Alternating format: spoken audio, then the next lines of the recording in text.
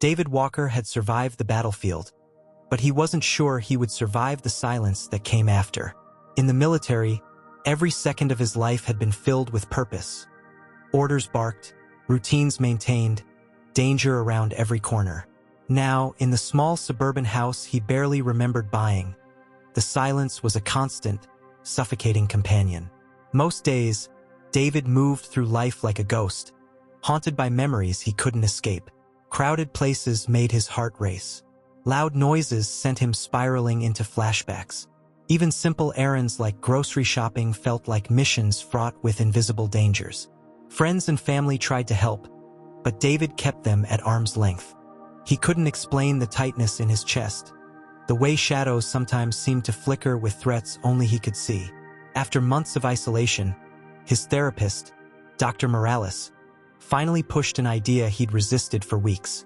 "David," she said gently during one of their weekly sessions, "you're fighting a war inside yourself, and you're trying to do it alone. Sometimes the right companion can help. Have you considered getting a pet?" David almost laughed. "A dog, you mean? Some therapy animal that'll magically fix me?" Dr. Morales smiled, unfazed by his sarcasm. "Not fix. Help. There's a difference. Maybe not a dog, maybe a cat. A living creature that doesn't expect you to talk but will still be there. Sometimes that's enough." The idea stayed with him longer than he expected. That night, lying awake and staring at the cracked ceiling, David found himself scrolling through the website of a local animal shelter. Rows of pictures blurred together, eager dogs with bright eyes, playful kittens batting at the glass. It wasn't until he saw the photo of a plain, black cat sitting quietly in the back of a cage that something clicked. Unlike the others, this cat wasn't begging for attention. He wasn't trying to be noticed. He just sat there, alert but calm, as if he was simply waiting. The shelter description was brief. Shadow, male, calm temperament, observant, needs a quiet home. David felt a strange tug in his chest. Maybe it was pity. Maybe it was recognition. Either way, the next morning, he found himself driving to the shelter under a cold, gray sky. The shelter smelled faintly of disinfectant and wet fur. A cheerful volunteer led him to Shadow's cage. "He's a little shy at first," she said, unlocking the door. "But he warms up once he feels safe." David crouched down, feeling awkward, unsure. Shadow watched him with wide green eyes, unblinking. Slowly, the cat stepped forward and pressed his head against David's knee. The contact was so simple, so pure, that David felt something shift inside him. Something he hadn't realized was locked up tight. Without really thinking about it, he muttered, "Hey, buddy," his voice cracking slightly. Shadow purred, a low rumble that vibrated through David's bones. Half an hour later, David left the shelter carrying a crate with Shadow inside. He still didn't know if this was the right decision. He didn't know if he could be what the cat needed. But for the first time in months, David didn't feel entirely alone. He named him Shadow, not just because of his color, but because, deep down, he hoped the cat would do what shadows couldn't: stay with him through the darkest parts of his life. The bell over the shelter door chimed as David stepped inside, unsure if he was making a mistake. The place buzzed with noise, barking dogs, chirping birds, and the occasional meow echoing off concrete walls. Despite the cheerful posters and the scent of fresh pine cleaner, the shelter felt chaotic, a sharp contrast to the solitude he'd grown used to. A woman in a green polo shirt approached, clipboard in hand. "Hi there. First time visiting?" she asked warmly. David nodded stiffly. "Just looking. Take your time. The dogs are on the right, cats to the left. Let me know if anyone catches your eye." He gave a polite nod and headed left. The dogs section already had people huddled around kennels, pointing and laughing. The cats, in contrast, were housed in a quieter, glass-walled room with soft lighting. There was a hush in the air. Not silence, but something gentler, approachable. David stepped into the room. Cats lounged in hammocks, played with dangling toys, or pawed at the glass when he passed. A striped tabby reached out as he walked by. A fluffy white Persian meowed expectantly, batting her tail against the wall. They were friendly, eager, energetic, but David felt nothing. He moved slowly from kennel to kennel, peering in, waiting for something to click. But there was no spark. The animals were sweet, but they didn't feel right. His chest tightened with the familiar pang of disappointment. Maybe this was a dumb idea after all. Just as he turned to leave, something in the corner caught his eye. Tucked into a dimly lit enclosure, separate from the others, was a black cat curled up tightly. He wasn't playing or stretching or even watching people. He just sat, perfectly still, eyes half-lidded, tail curled around his paws. David stepped closer. The tag on the cage read, name Shadow, age 2 years, temperament, quiet, observant. Notes, prefers calm environments, patient, needs time to trust. The name tugged at something inside him. Shadow, he murmured, kneeling down. The cat slowly opened its eyes, a piercing, intelligent green, and met his gaze. For a long moment, neither of them moved. Then, without a sound, the cat stood, padded to the glass, and pressed his head gently against it. No meow, no dramatic gesture, just a quiet, steady nudge, like an unspoken hello. David's breath caught. A shelter worker approached, noticing the moment. Ah, Shadow. He's been here for a while. Doesn't get a lot of attention, too quiet, maybe. But he's special, just subtle about it. David didn't take his eyes off the cat. Can I meet him? They brought Shadow into a small room. The cat didn't bolt or hide. Instead, he calmly explored the corners, circled David once, then hopped onto the bench beside him and settled down. Not in his lap, not demanding. Just there, present. David didn't know how long they sat like that. Minutes, maybe, but something in him, that tense, coiled wire that never seemed to unwind, loosened. The worker peeked in. Well, David glanced at her, then back at the cat. I'll take him. You sure? Yeah. He paused.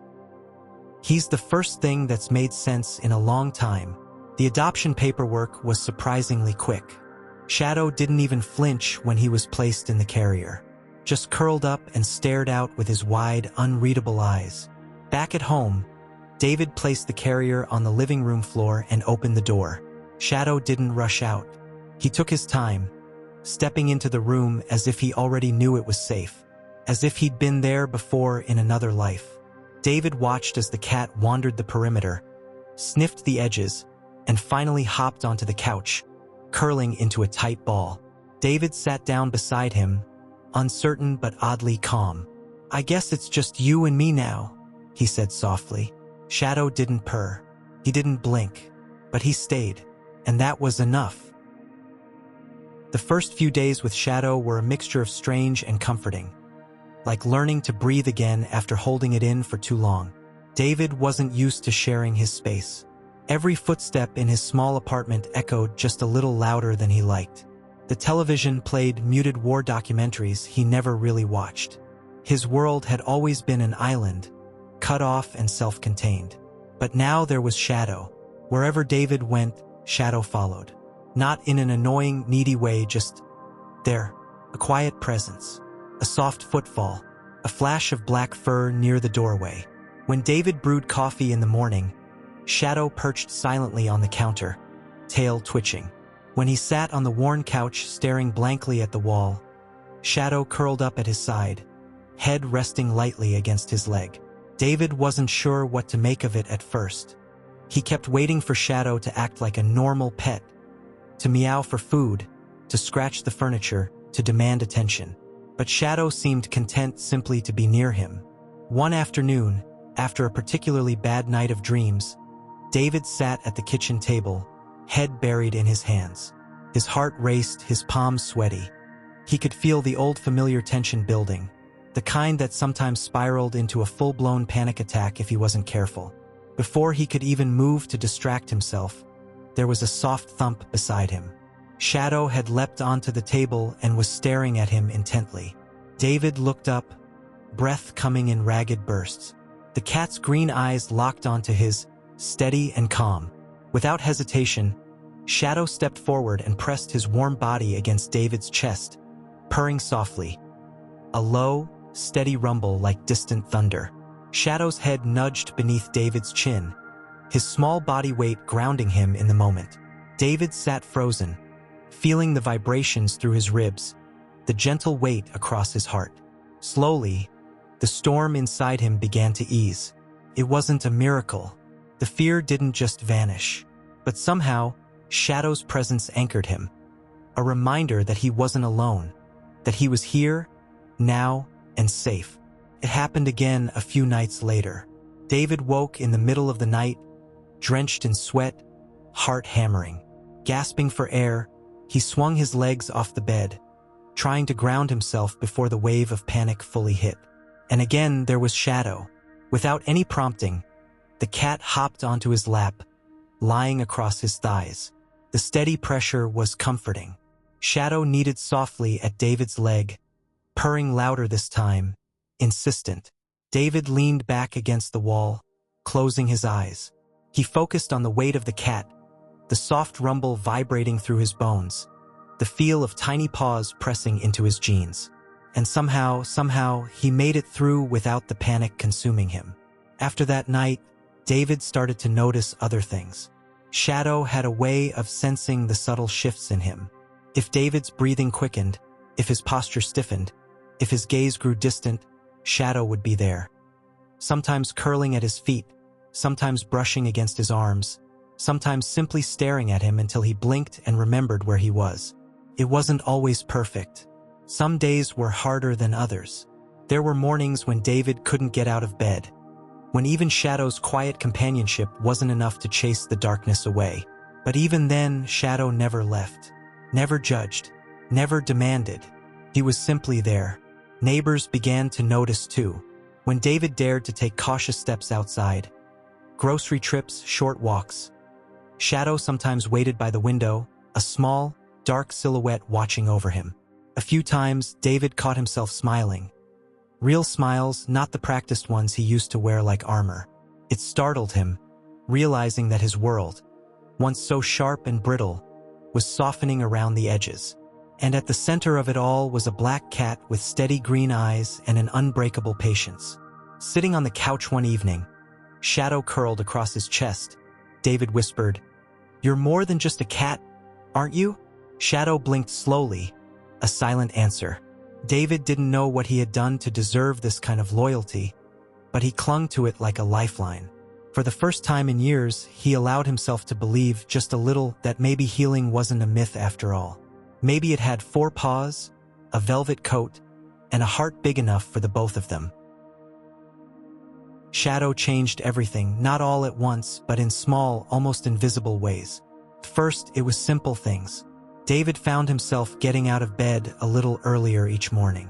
Not because he had to, but because Shadow would be sitting patiently by the door, tail flicking, waiting for the day to start. It was easier to move when someone was waiting. One crisp morning, David stood by the window and watched the world outside. People walking dogs, cars pulling into driveways, kids rushing past on bicycles. It had been months, maybe years, since he'd felt any urge to join them. But with Shadow weaving between his legs, purring softly, David thought, maybe I could try. The first trip to the grocery store was nerve-wracking. The fluorescent lights buzzed too loud. The crowds felt too close. His heart pounded with every step he took down the aisles. But tucked into his jacket pocket was a picture. A silly one he had snapped of Shadow lounging like a king on the windowsill. Every time the walls seemed to close in, David slipped a hand into his pocket, touched the worn edges of the photo, and reminded himself, "You're not alone." He didn't stay long.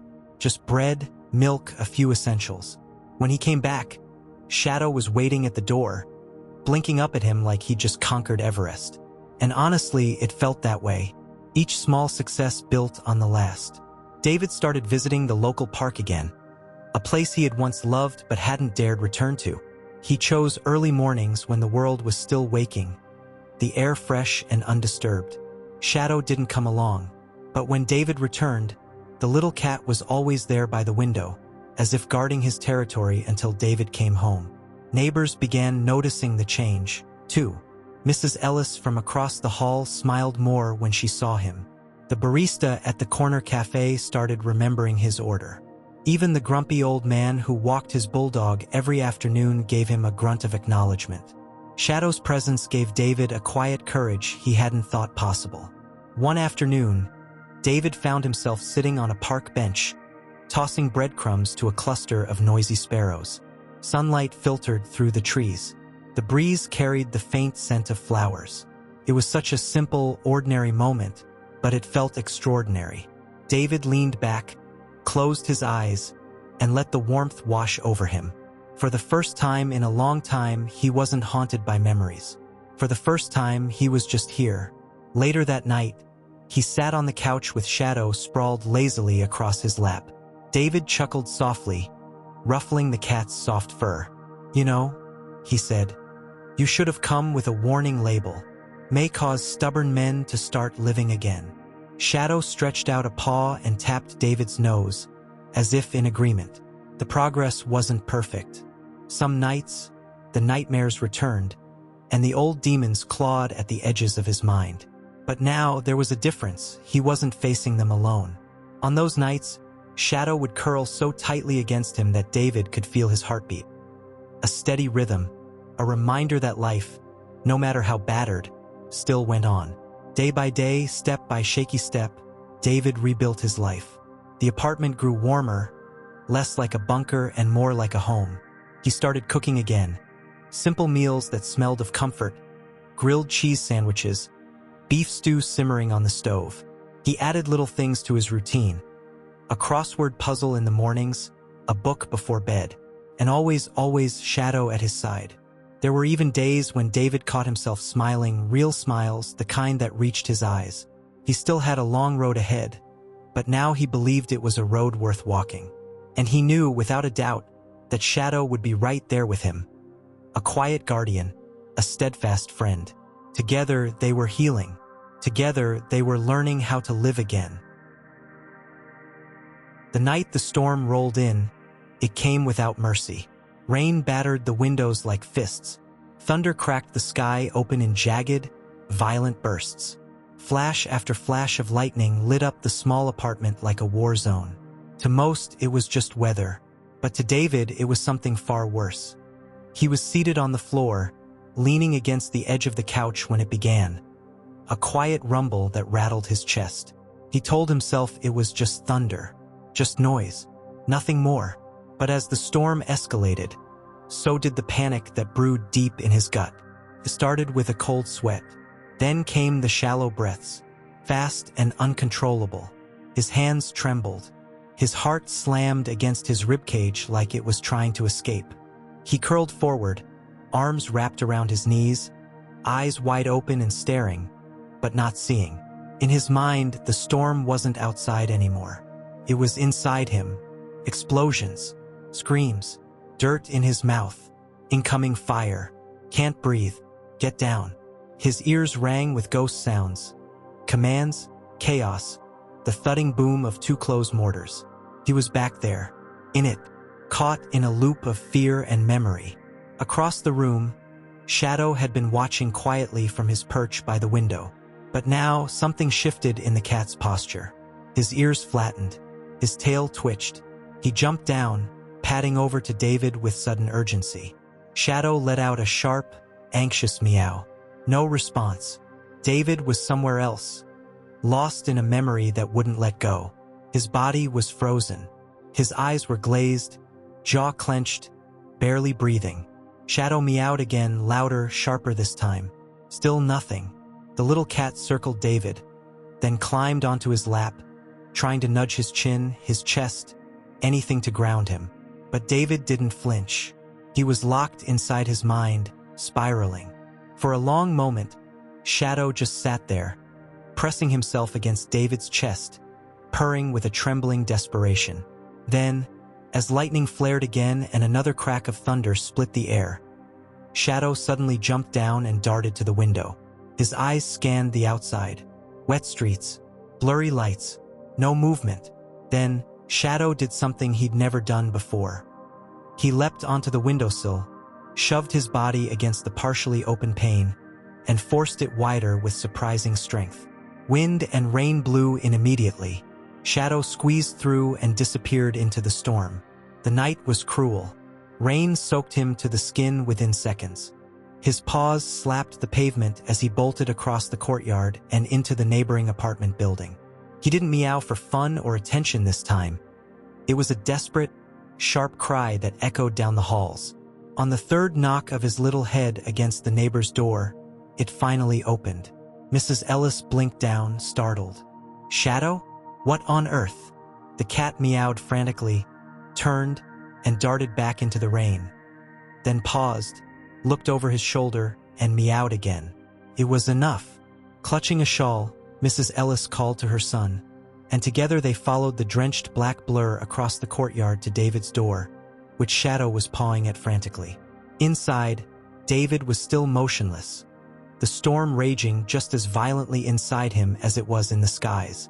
Mrs. Ellis opened the door slowly. "David!" No response. Her son stepped forward, recognizing the signs.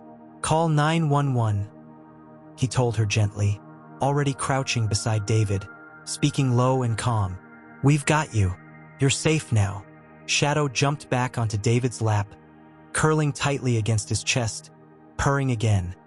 Steady, rhythmic, grounding. Help arrived minutes later. They didn't need sirens, just calm voices, gentle reassurances, and a hand on his shoulder to anchor him back to the present. David blinked slowly, as if surfacing from deep water. The first thing he saw was Shadow, shivering, but eyes locked on his with a gaze so steady it cut through the fog. "Shadow?" His voice cracked. "You came back." The cat meowed softly and pressed his forehead to David's chin. David broke, not in fear but in relief, in gratitude. The storm outside raged on, but inside, the worst had passed. Because when David had gone too deep into the darkness, Shadow had gone for help, and in doing so saved his life. The storm howled into the night, a monstrous roar that swallowed up the world outside. Yet amid the chaos, a small figure streaked across the rain-slicked courtyard, determined, desperate, and faster than anyone would have believed. Shadow's sleek black body darted through puddles and over broken branches, weaving a frantic path toward the neighboring apartment building. He didn't hesitate. He didn't slow. Somewhere deep in that small chest beat a heart that understood. David needed help, and he couldn't do it alone. Shadow reached the nearest front porch and leaped up, pressing his wet body against the door. He meowed once, twice, 3 times, loud enough to be heard over the wind. Inside, Mrs. Ellis, a kindly widow who had always kept an eye out for the new veteran next door, paused from her knitting. She frowned, setting her needles aside. That wasn't just storm noise. A moment later, she cracked the door open and gasped. "Shadow? Oh, you poor thing." The sight of the drenched, wild-eyed cat alone would have been concerning. But it was the way Shadow kept pawing at the ground, meowing sharply, looking back toward David's building, that made her heart skip. Something was wrong. "Tommy!" she called over her shoulder to her grown son, who had stopped by for dinner. "Something's happened. Come quick." Together, the 2 humans grabbed their coats and hurried after the frantic cat, who led them straight through the storm and across the courtyard to David's slightly ajar door. "David!" Mrs. Ellis called, pushing it open wider. The sight that met them chilled her more than the rain ever could. David lay curled on the living room floor, unmoving, his arms wrapped tightly around his knees. His breathing was rapid and shallow, his face pale as wax. He looked lost, not just physically but spiritually, adrift in a terror that neither of them could see. "Tommy, call 911, Mrs. Ellis barked, already rushing to kneel beside David. Tommy was ahead of her, phone pressed to his ear, speaking quickly and clearly to the operator. "Yes, adult male, severe distress. Looks like a PTSD episode. Yes, we're at Maplewood Apartments, Building C." Meanwhile, Shadow was back on David's chest, paws kneading lightly, his soaked fur dripping onto David's shirt. He wasn't meowing anymore. He was purring, a low, resonant sound that filled the room with vibration and presence. It was the only sound in David's darkness. Minutes later, though it felt like a lifetime, the wail of sirens cut through the storm. 2 paramedics rushed in, calm and professional. They knelt beside David, checking his vitals, speaking to him in low, steady voices. "You're safe now, buddy," one said. "You're home. We're gonna take care of you." David blinked slowly, his eyes sluggishly finding focus. The storm was still raging, but somehow it seemed farther away now, like a nightmare beginning to lose its grip. He felt warmth on his chest, a steady pressure. "Shadow," he managed a weak, broken whisper. "Good boy." One of the paramedics smiled gently. "Looks like someone's been looking out for you." They worked carefully, helping David sit up, wrapping him in a blanket, checking for injuries. No physical wounds, but the emotional toll was clear. They suggested a short observation stay at the hospital to make sure he was stable. David nodded numbly. As they lifted him onto the stretcher, Shadow tried to hop up too, refusing to be left behind. Mrs. Ellis laughed through a few relieved tears. "Don't worry, sweetheart. I'll take care of him until you're back." David caught her eye, and for the first time in a long time managed a grateful, genuine smile. Shadow meowed in protest as the stretcher was loaded into the ambulance, but Mrs. Ellis scooped him up gently. "You did good, little one," she whispered. "You saved him." Word spread quickly. By the next morning, everyone at Maplewood Apartments, and much of the small town beyond, knew what had happened. They heard how a black cat named Shadow braved a storm to summon help, how he refused to give up when his human was in danger, how he might have saved David's life. People who had once only offered nods or polite smiles now looked at Shadow with awe and respect. They looked at David differently too, with compassion instead of pity.